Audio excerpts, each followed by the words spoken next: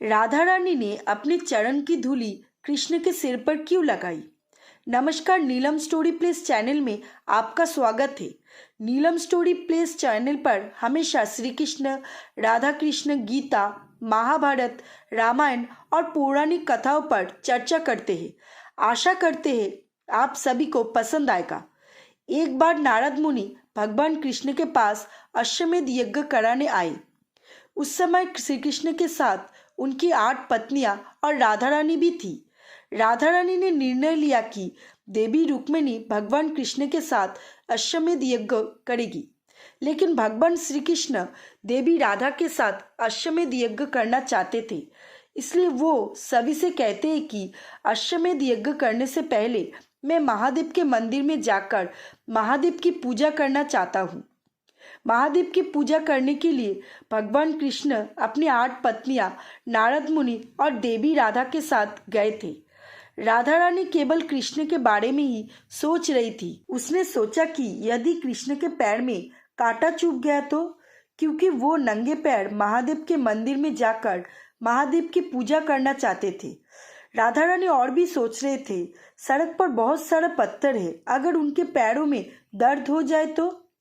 सभी लोग महादेव के मंदिर में जा रहे थे, लेकिन राधा रानी सबके पीछे थी। जब बलराम ने राधा रानी से पूछा कि राधा, आज सबके पीछे क्यों चल रही हो, तब राधा रानी कहती है, कृष्ण तो हमेशा मेरे हृदय में है, लेकिन रुक्मिणी और अन्य पत्नी को भी कृष्ण के साथ चलने का मौका मिलना चाहिए। राधा रानी का ऐसा त्याग देखकर नारद मुनि और बलराम सचमुच आश्चर्यचकित हो गए। महादेव के मंदिर के रास्ते में भगवान कृष्ण के पैर में बहुत सारे कांटा चुभते हैं, जिस पर सभी हैरान हो जाते हैं और दुख और दर्द जाहिर करते हैं। जब भगवान श्री कृष्ण ने स्वयं अपने पैरों से कांटा निकालना चाहा, तो उनकी पत्नियों ने उनसे कहा, हे श्री कृष्ण, हमें आपके पैरों से कांटा निकालने का सौभाग्य दीजिए। उस पर कृष्ण ने राधा की ओर देखा और उनकी अनुमति से राजी हो गए। तब सभी पत्नियों ने उनके पैरों से कांटा निकाले और नारद मुनि ने भी कृष्ण के पैरों से कांटा निकाले।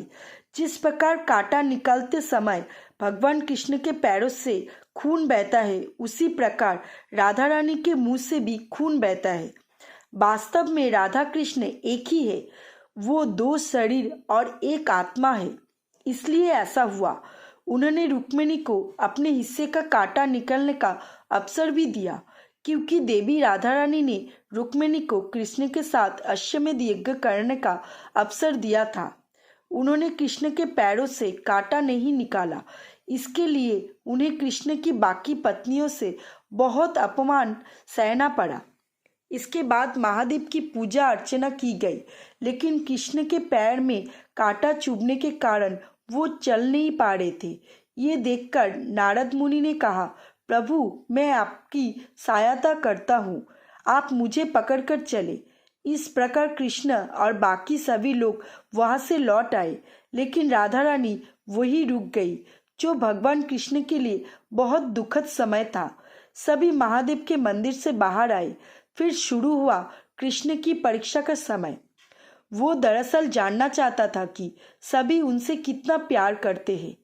इसका परीक्षण करने के लिए उन्होंने महादेव को उनके सिर पर असहनीय दर्द देने का निर्देश दिया। श्री कृष्ण महादेव के उपासक है, महादेव कभी भी उनकी बात नहीं टाल सकती। इसलिए महादेव ने श्री कृष्ण के सिर पर असहनीय पीड़ा दे दिया और श्री कृष्ण दर्द से तड़पते हुए बैठ गए। उनके सिर में ऐसा दर्द देखकर कृष्ण की पत्नियां बहुत व्यथित हुए और उसे दूर करने की कोशिश करने लगी, लेकिन वहां कोई वैद्य नहीं थी। तो उनकी एक पत्नी वैद्य को बुलाने जाती है, दूसरी जल ले आने जाती है।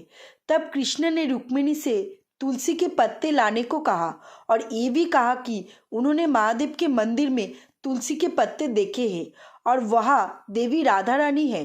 दरअसल श्री कृष्ण ने रुक्मिणी को तुलसी के पत्ते लाने के लिए नहीं, बल्कि देवी राधा रानी को बुलाने के लिए भेजा था। फिर जब रुक्मिणी तुलसी के पत्ते लाने को महादेव के मंदिर में गई, तो राधा रानी ने उन्हें देखा और रुक्मिणी से पूछा कि वो तुलसी के पत्ते क्यों ले जा रही है। जवाब में रुक्मिणी कहती है कि भगवान कृष्ण के सिर में असहनीय दर्द हो रहा है, इसलिए उन्होंने मुझसे तुलसी के पत्ते लेने को कहा। यह सुनकर राधा रानी कृष्ण के पास दौड़ी। तुलसी के पत्ते खाने के बाद भी भगवान कृष्ण का सिर दर्द दूर नहीं हुआ। तब श्री कृष्ण ने अपनी पत्नियों से कहा, यदि तुम में से कोई अपने चरणों की धूल मेरे सिर पर लगाओ तो मेरा सिर दर्द दूर हो जाएगा। ये सुनकर उनकी पत्नियां कहने लगी कि ऐसा करना पाप होगा और नरक भोगना पड़ेगा। हम इस पाप का भागीदार नहीं बनना चाहते। तब उन्होंने नारद मुनि से कहा कि आप भी मेरे भक्त हो, तो आप मेरे मस्तक पर चरण धूलि लगाइए।